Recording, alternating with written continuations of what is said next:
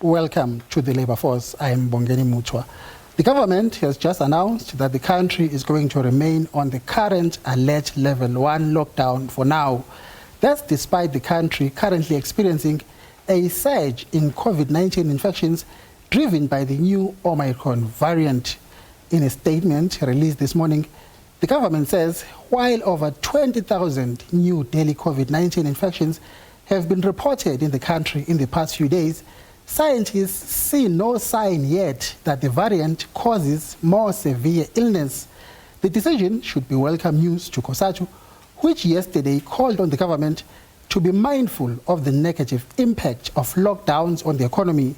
The warning followed the announcement by SABC that the economy created only 52,000 new jobs in the third quarter of this year. To discuss this and more, I'm joined by the General Secretary of Cosatu, Mr. Bheki Ntshalintshali. Ntshalintshali, welcome once again. How are you today? Good afternoon, and good afternoon to the viewers at home. I'm feeling better, and I hope you are doing the same. I am, sir. Thank you very much.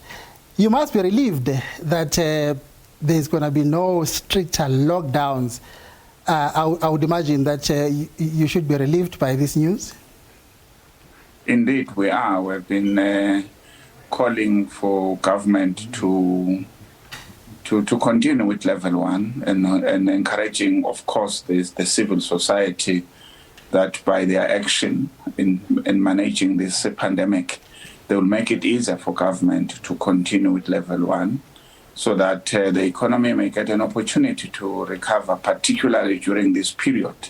For the hospitality, the retail and tourism, we need some activities during this period.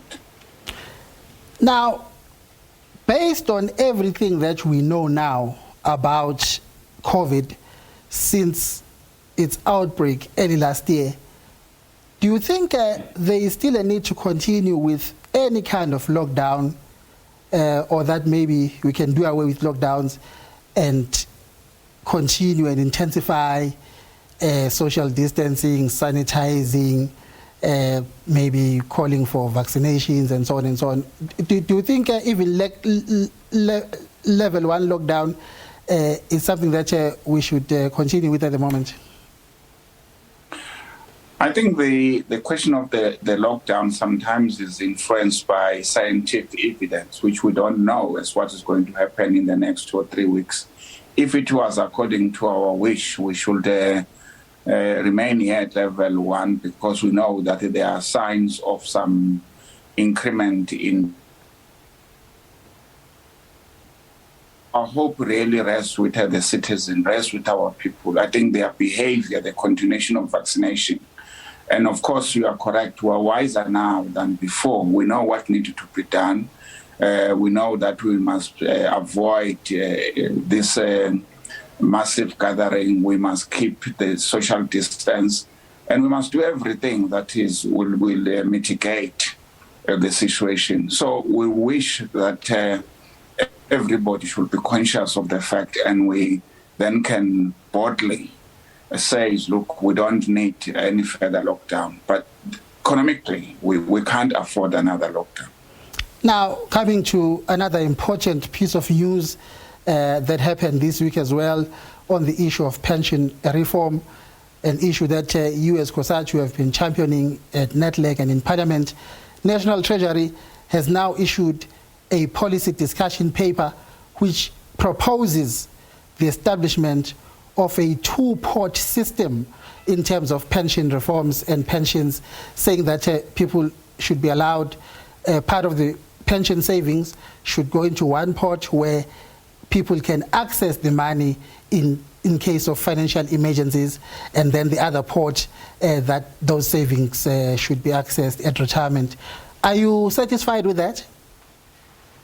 We're happy that government listens to the outcries of workers, particularly that most of them are indebted, and also that during this period of COVID, we have seen where people were without income or not able to access their retirement fund. In other words, you got money that was locked somewhere that people will die not exceeding it, or they have to resign just to access their money. We think this is a wise move. We think we need to be engaging. So the bold step government have taken, even to introduce the paper, we think it should be welcome. Of course, the nitty-gritty is within that discussion paper, we are interrogating it.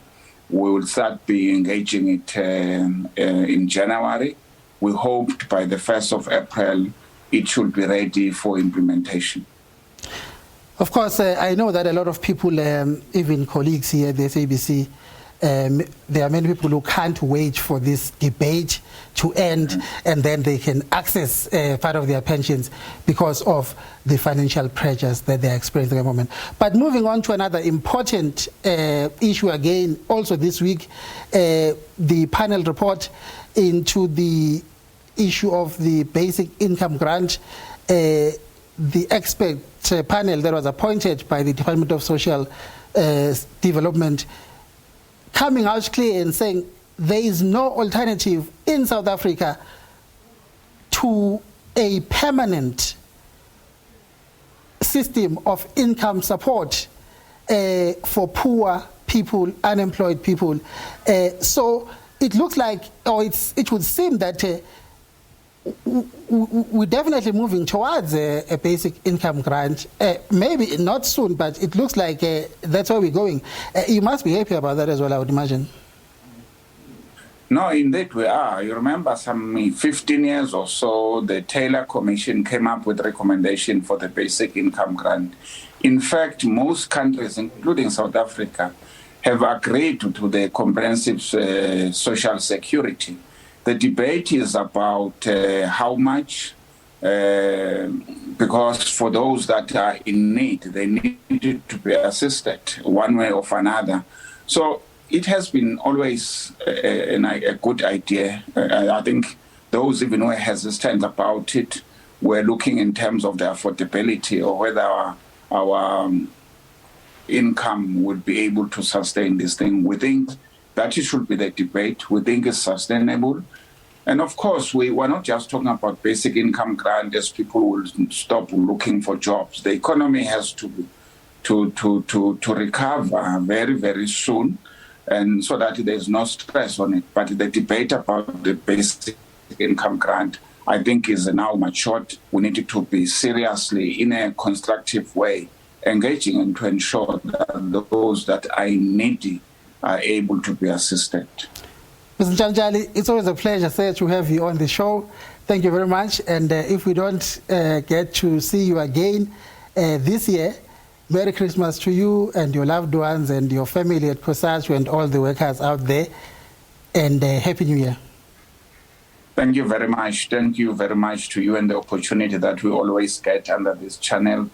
We wish all workers and their families a good festive season. We know, of course, many men are struggling, but we are asking them to comply with the COVID protocol, social distance, mask, vaccinate. Thank you very much, sir. Well, that's why we leave it. Up next, more news. Stay with us.